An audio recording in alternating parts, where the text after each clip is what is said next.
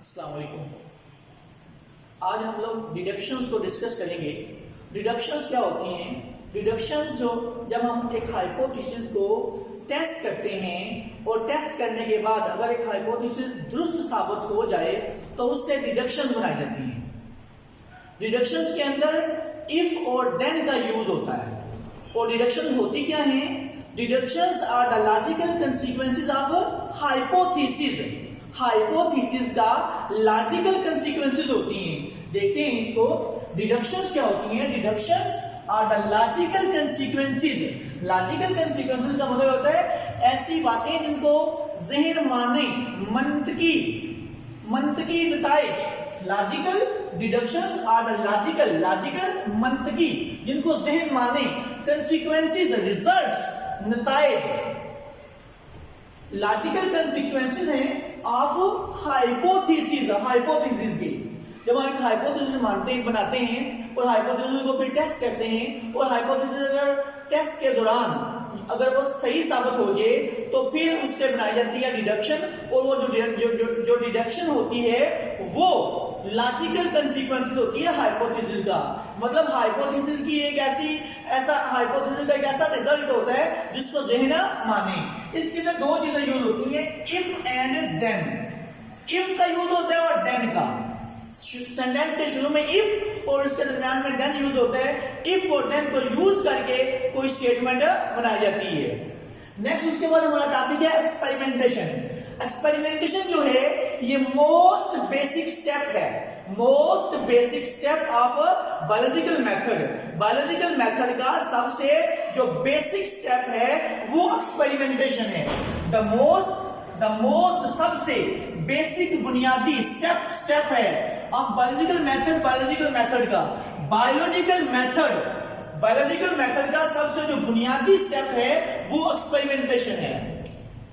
Experimentation के अंदर जब एक हाइपोथेसिस को टेस्ट किया जाता है, पता चलता है कि हाइपोथेसिस दुरुस्त है कि नहीं है।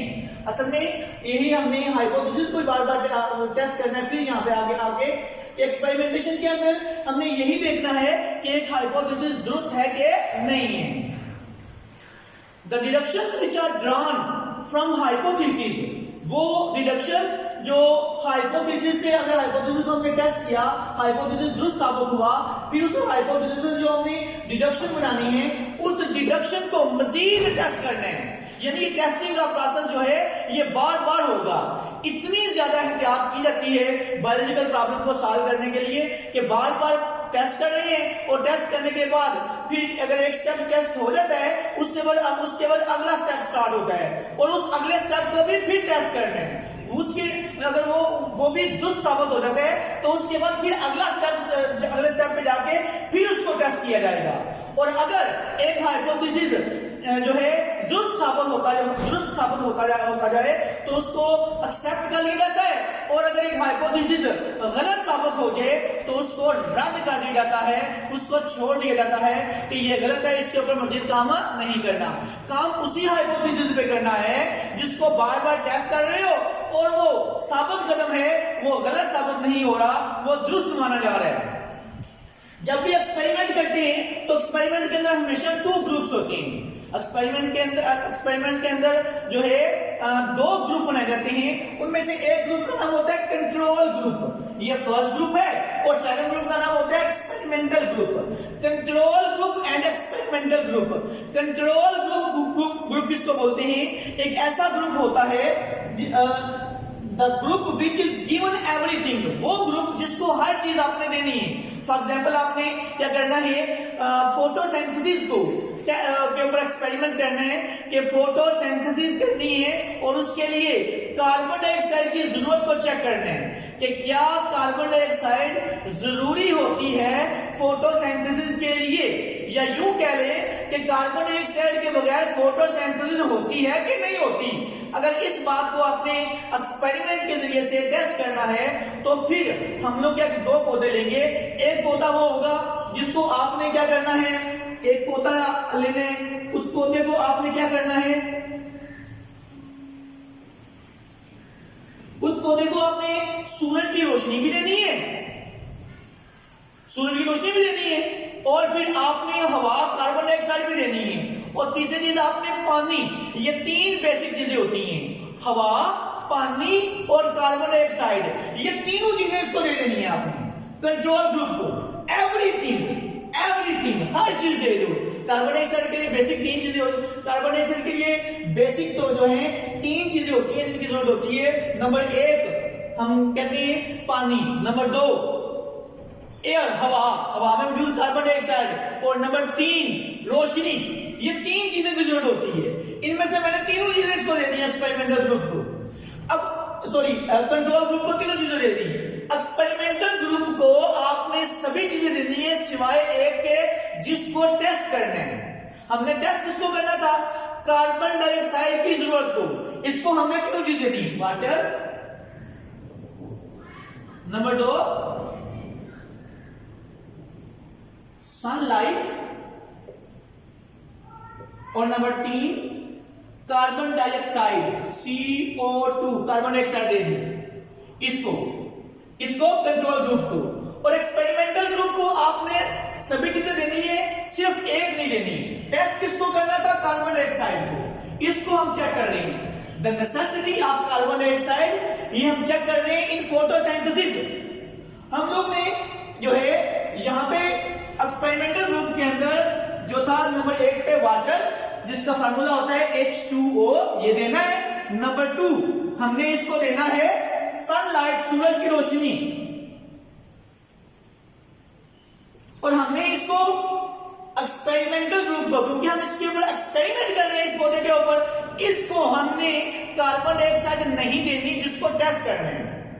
फिर हम क्या करेंगे, कुछ दिन हम इसको रखेंगे, एक दिन दो दिन रखेंगे, और उसके बाद हम देखेंगे कि हमने क्या किया कि जो वो पौधा जिसको हमने सभी चीजें दी थी उसमें फोटोसिंथेसिस हो रही है, और वो पौधा जिसको हमने सब कुछ दिया था सिवाय कार्बन डाइऑक्साइड के, तो कार्बन डाइऑक्साइड की गैर मौजूदगी की वजह से फोटोसिंथेसिस नहीं हुई।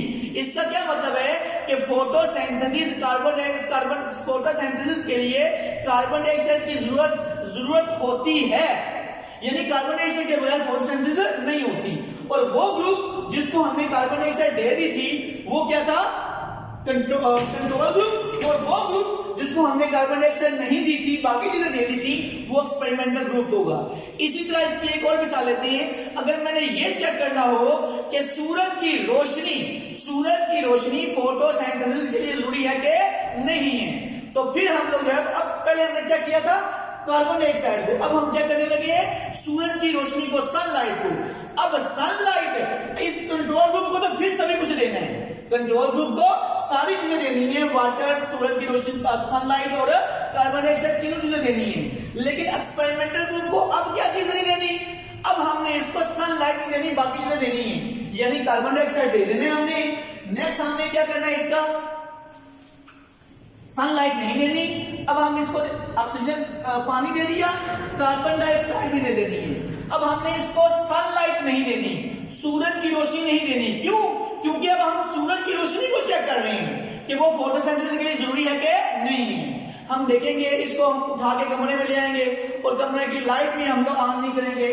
देखेंगे हम लोग कि कुछ दिन के बाद, एक या दो दिन हम लोग वेट करेंगे, फिर देखेंगे कि जो कंट्रोल ग्रुप वाला पौधा जिसको हमने सब कुछ दिया था उसकी फोटोसिंथेसिस हो रही है और वो तरोताजा है, फ्रेश है, जबकि जो एक्सपेरिमेंटल ग्रुप वाला पौधा जिसको हमने सूरज की रोशनी नहीं दी वो मुरझा रहा है। इसका क्या मतलब है कि फोटोसिंथेसिस, वो प्रोसेस जिसमें पौधे अपनी खुराक बनाते हैं, सूरज की रोशनी की गैर मौजूदगी में नहीं होता, इसलिए पौधा मुरझा रहा है, उसको खुराक नहीं मिल रही। इस तरह हम लोग जो है ये एक्सपेरिमेंटल ग्रुप के अंदर वो चीज रखनी है जिसकी अपने एक्सपेरिमेंट करना है, जिस चीज को, वो चीज उस ग्रुप को नहीं देनी, बाकी चीजें देनी है। और कंट्रोल ग्रुप वो ग्रुप होगा जिसको, एक्सपेरिमेंटल ग्रुप में कंट्रोल ग्रुप होगा जिसको सब कुछ देना है। तो ये दो चीजें होती हैं जब भी एक्सपेरिमेंट करती, तो एक्सपेरिमेंट करने के दौरान सिर्फ इसके एक्सपेरिमेंटल ग्रुप नहीं होता, उसमें एक कंट्रोल ग्रुप भी जरूर रखा जाता है, तभी फर्क पता चलता है। फी मामला।